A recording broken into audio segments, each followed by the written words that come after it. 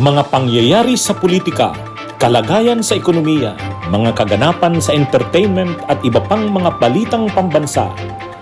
Pinas Update, maging updated sa balita upang maging makabuluhang mamamayan ng ating bansa. Naka-red alert ngayon ang buong Mindanao kasunod ng pambobomba sa isang universidad sa Marawi City kung saan 4 ang patay. Paghihiganti raw ang tinitingnang motibo sa pambobomba. Nakakadurog ng puso ang eksenang ito ng isang anak na pilit ginigising ang kanyang nanay.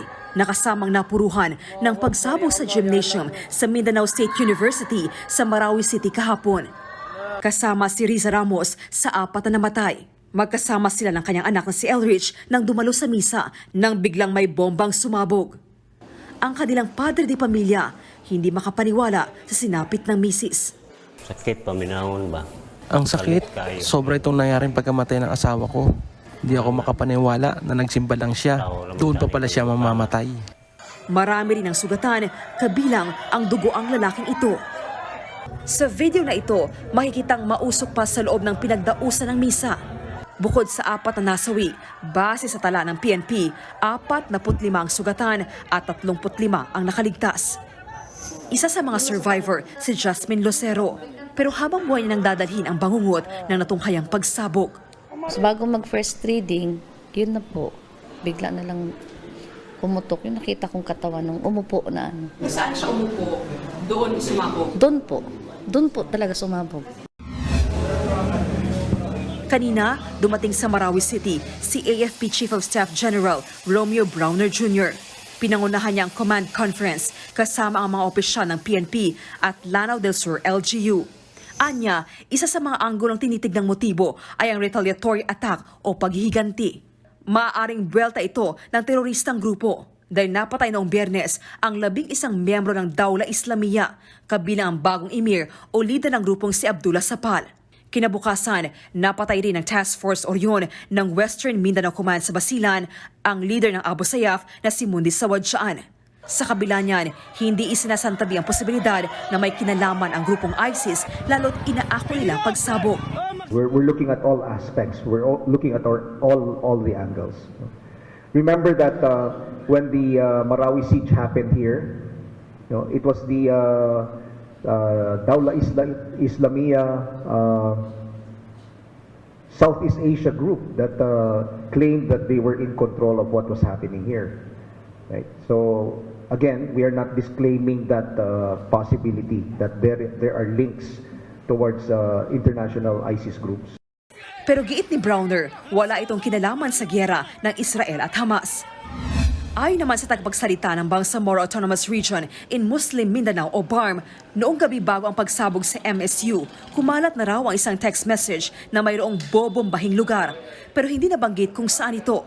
Ganyan din daw nangyari noong 2019 nang bomba ng Hulo Cathedral.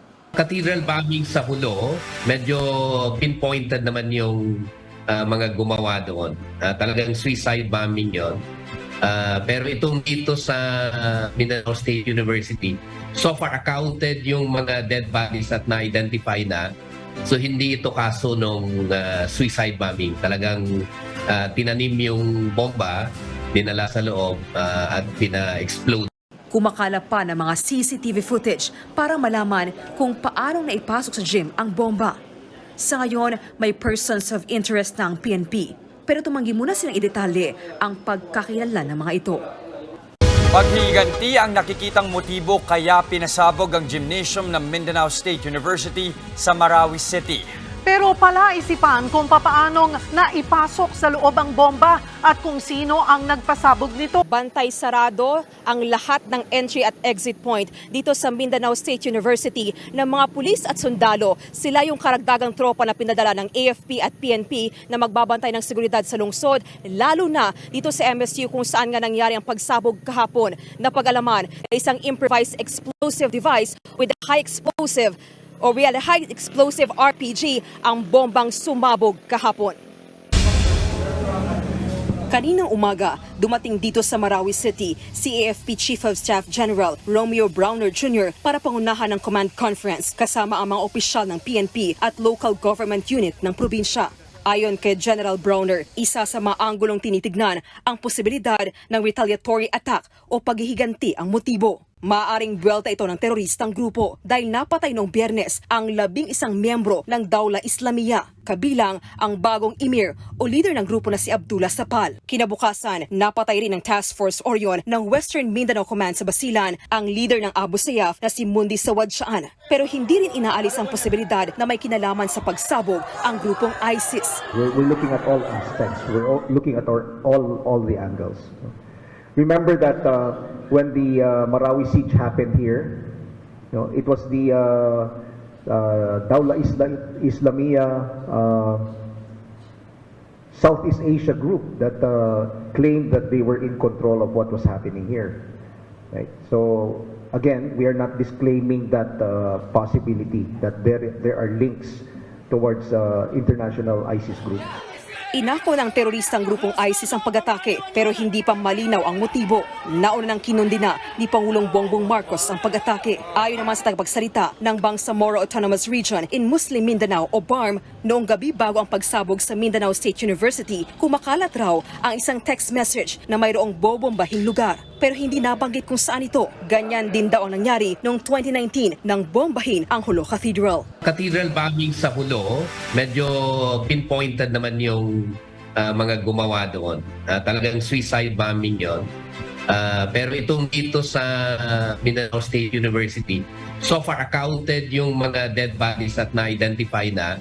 So hindi ito kaso ng suicide bombing. Talagang tinanim yung bomba, dinala sa loob at pina-explode. Kumakala pa ng mga CCTV footage para malaman kung paanong naipasok sa gymnasium ang bomba. Sa ngayon, may persons of interest na ang PNP pero tumanggi muna silang idetalye ang pagkakakilanlan ng mga ito. Tinabla rin ni Browner ang posibilidad na may koneksyon sa giyera ng Israel at Hamas ang pambobomba sa Marawi. Maging ang mga Muslim leaders sa Mindanao, walang nakikitang koneksyon dito. Pinas Update.